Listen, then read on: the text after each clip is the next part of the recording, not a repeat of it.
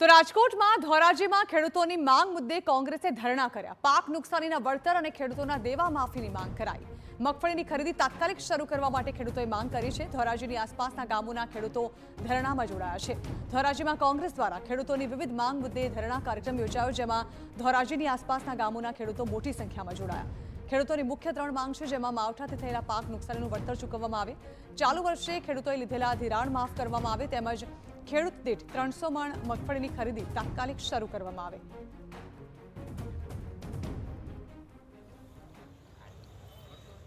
વહેલી તકે ટેકાના ભાવે મગફળીની ખરીદી ચાલુ કરે, ઓછામાં ઓછી 300 મણ જેવી મગફળી ચાલુ કરે અને જેમ બને એમ વહેલી ચાલુ કરે। અમારો બીજો મુદ્દો છે એ છે કે જે લોકોએ આ પાક વીમા યોજના સરકારે બંધ કરી છે એ સરકાર તાત્કાલિક ચાલુ કરે, તેથી અમારે ખેડૂતને આવા ધરણાના કાર્યક્રમ ના કરવા પડે।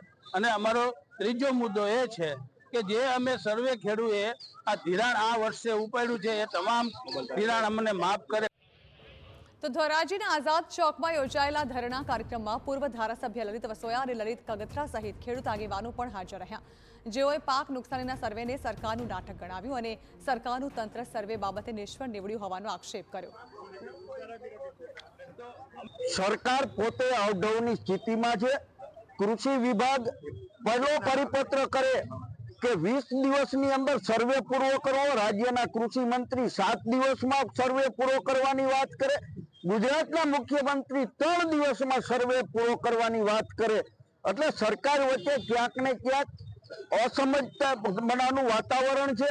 સર્વે કરીને ખેડૂતોની બનાવટ ઘા ઉપર મીઠું ભભરાવાનું બંધ કરો અને તાત્કાલિક ખેડૂતોને આખા ગુજરાતમાં વરસાદ છે, તમારી પાસે નથી સેટેલાઇટ પિક્ચર, તમારી પાસે નથી મામલતદાર, તમારી પાસે નથી રેકોર્ડ, બધું જ છે, તો સર્વેનું નાટક બંધ કરીને તાત્કાલિક ખેડૂતોને સંપૂર્ણ ધિરાણ માફ કરી દેવું જોઈએ।